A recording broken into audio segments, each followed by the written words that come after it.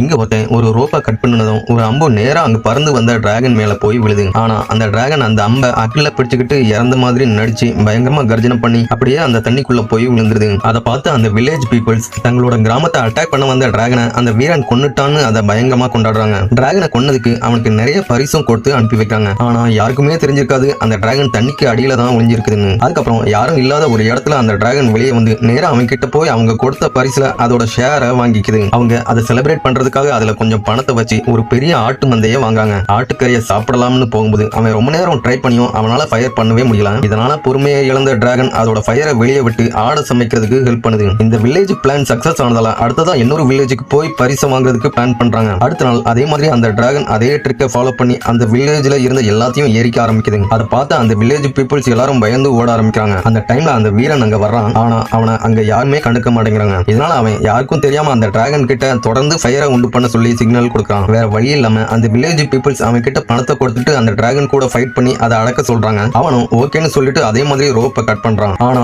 இந்த டைம் அவங்க எதிர்பார்த்த மாதிரி நடக்கல. அந்த அம்பை டிராகன் பிடிச்சுக்கிட்டு அப்படியே கீழே வந்தா ஆத்துல தண்ணி அதிகமா இல்ல. இதனால பயங்கரமா அடி வாங்கி அந்த ஆத்து தண்ணியில ஒளிஞ்சிக்க கூட இடம் இல்லாம அப்படியே கிடக்குது. இந்த ட்விஸ்ட அவனும் எதிர்பார்த்திருக்க மாட்டான். அப்போ டிராகன் இன்னும் சாகாததை பார்த்த அந்த வில்லேஜ் பீப்புள்ஸ் அதை அடிச்சே சாகடிக்க எல்லாரும் வேகமா வெறி கொண்டு ஓடி வர்றாங்க. அதை பார்த்த டிராகன் பயந்து போய் நடிக்கிறத நிப்பாட்டிட்டு வேகமா அங்க இருந்து பறந்து போயிருது. அதை பார்த்ததுக்கு அப்புறம் தான் அந்த வில்லேஜ் பீப்புள்ஸ் அவங்க ரெண்டு பேரும் சேர்ந்து நம்மளை ஏமாத்தி இருக்காங்கன்னு கண்டுபிடிச்சிடுறாங்க. உடனே அவங்க எல்லாரும் கோபத்துல ஓடி அவனை ஒரு இடத்துல அப்படியே சுத்தி வளைச்சி பிடிக்கிறாங்க. அப்போ அந்த டிராகன் கரெக்டான டைம்ல அங்க வந்து அவனை அப்படியே தூக்கிட்டு போய் காப்பாத்திருது. ஆக்சுவலா இவன் உண்மையிலேயே ஒரு திறமசாலியான டிராகன் ஃபைட்டர் தான். கொஞ்ச நாளைக்கு முன்னாடி ஒருத்தன் ஒரு ரிவர் ஓரத்துல ஒரு பாறையில ரெஸ்ட் எடுத்துட்டு இருந்த டைம்ல அந்த பாறை திடீர்னு கண்ணு முழிக்கிறத பார்த்து ஷாக் ஆகுறான். அப்பதான் அது டிராகன் தெரிய வருது. ஆனா அவன் திரும்பி பார்க்கறதுக்குள்ள அந்த டிராகன் ஒரு பெரிய வாட்டர் ஃபால்ஸ்க்குள்ள போய் முடிஞ்சுக்குது. உடனே அவனும் பின்னாடியே அதுக்குள்ள போறான். இப்போ அந்த டிராகனும் அவனும் பயங்கரமா ஃபைட் பண்றாங்க. அப்போ டிராகன் அங்க இருந்து வேகமா பறந்து போகுது. அப்பவும் அவன் விடாம அதை பின்னாடியே துரத்தி போய் அதை பிடிக்கிறதுக்காக அதோட கால்ல ஒரு ரோப்பை வீசுறான். ஆனா அந்த டிராகன் ரொம்ப ஸ்ட்ராங்கா இருந்ததால அவனையும் அப்படியே சேர்த்து அந்த காட்டுக்குள்ள இழுத்துக்கிட்டே போகுது.